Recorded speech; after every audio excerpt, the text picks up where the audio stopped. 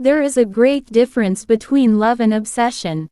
Love should never be misplaced. Boundaries must always be respected. Please sit back and enjoy this amazing story till the end, and do not forget to like, comment and subscribe to this channel for more videos like this.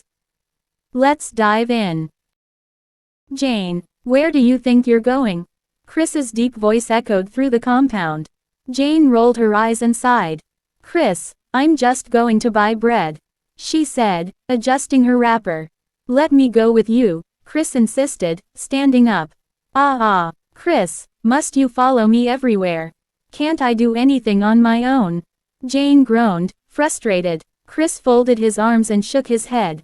You know I can't allow any useless boy to talk to you. I must protect you. Jane was used to her brother's overprotectiveness. Since their parents always traveled for business, Chris had taken it upon himself to guard her like a hawk. But lately, it had become unbearable.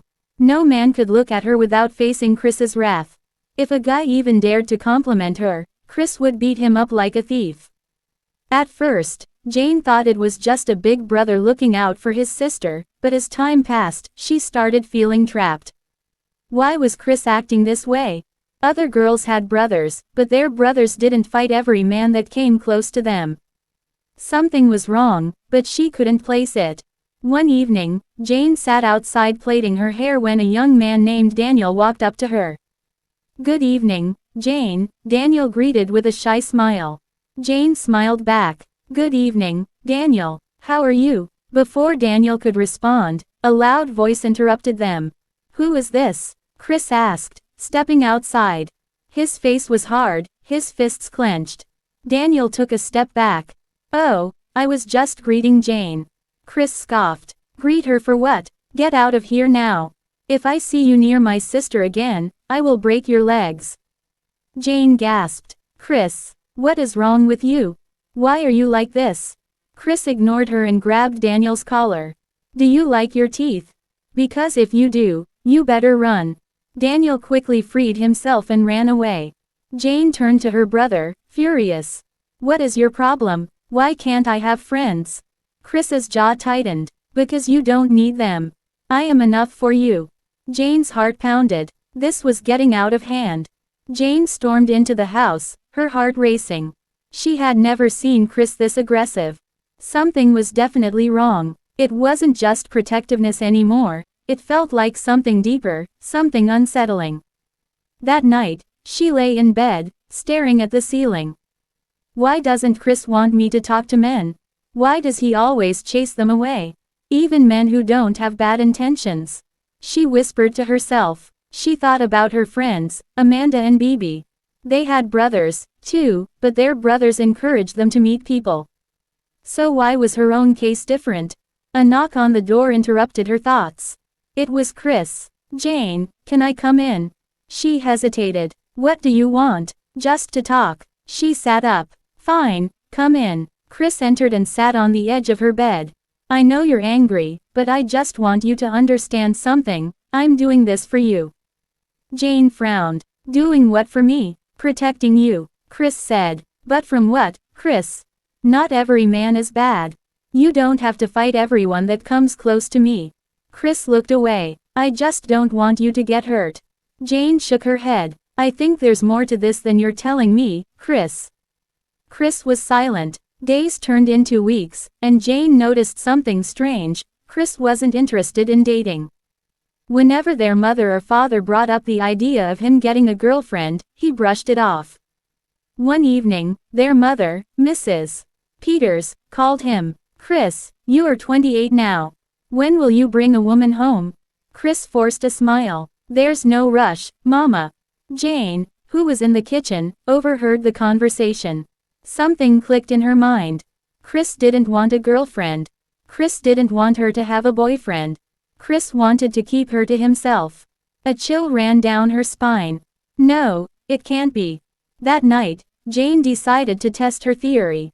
She casually asked, Chris, what type of woman do you like? Chris tensed. Why are you asking? Just curious. Chris was silent for a long time before he finally said, someone kind, beautiful, strong, His eyes met hers. Jane's heart skipped. Chris was describing her. She felt sick. Jane avoided Chris the next day. She couldn't believe what was happening. She wanted to be wrong, but everything made sense now. She decided to talk to her mother. Mama, I think something is wrong with Chris. Mrs. Peters frowned. What do you mean? Jane hesitated. I think he has feelings for me. Mrs. Peters laughed. Don't be ridiculous, Jane. He's just protective. No, Mama, it's different. He doesn't want me to talk to men. He doesn't want a girlfriend. He looks at me in a strange way. Mrs. Peters' smile faded. Are you sure? Just then, Chris walked in. Mama, Jane, what are you talking about? Jane turned to him, gathering all her courage. Chris, do you love me, like a sister? Chris's face changed. His eyes darkened. Jane, you don't understand.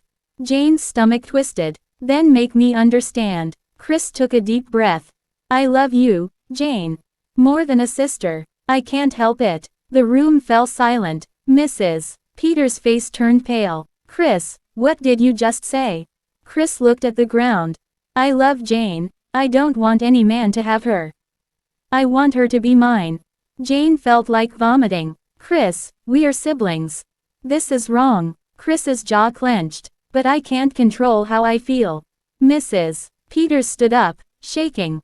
God forbid. This is abomination. That night, their father, Mr. Peter, returned home and was told everything. The house was in chaos. Mr. Peter grabbed Chris by his shirt. What has come over you? Have you lost your mind? How can you say such a thing? Chris struggled to free himself. I didn't choose this, Papa. It just happened. Mrs. Peters sobbed. God, where did I go wrong?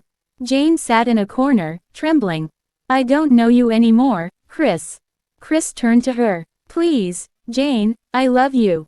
Stop saying that. Jane screamed. Mr. Peters pointed at the door. Chris, if you don't fix this nonsense in your head, you are no longer my son. The next morning, their parents made a decision. Chris needed help. A counselor was called to the house. He was an elderly man named Dr. Samuel. He listened quietly as Jane and her parents explained everything. Dr. Samuel turned to Chris. Son, do you understand that your feelings are not normal? Chris looked down. I know, but I don't know how to stop it. Dr. Samuel sighed. It is possible to unlearn this. You must learn to see Jane as your sister, nothing more. Are you willing to work on this? Chris hesitated. Mr. Peters raised his voice. Chris, answer him. Chris nodded slowly. I will try. The therapy sessions began. Chris spoke about his feelings, his fears, and his struggles. Dr. Samuel guided him, helping him break free from his unhealthy thoughts. Jane, on the other hand, needed time to heal. The brother she once trusted had scared her. Months passed, and slowly, things started getting better. Chris began to see Jane as his sister again. One day, he walked up to her. Jane, I'm sorry for everything. I was lost, but I'm getting better. Jane looked at him, searching for sincerity in his eyes. I just want my big brother back. Chris smiled for the first time in a long while. You have him back. Their family learned a painful lesson. Love has boundaries. Some lines should never be crossed. Jane moved on, found love, and built her own life. Chris also found someone, a woman who truly loved him, and he never looked at Jane in that way again. Their family, though scarred, healed with time. And so, the past remained in the past, a lesson never to be forgotten. Moral lesson: love should never be selfish or misplaced. Boundaries must always be respected. When something is wrong, seek help before it's too late. Thanks for watching. Please don't forget to like, comment, share, and subscribe to my YouTube channel.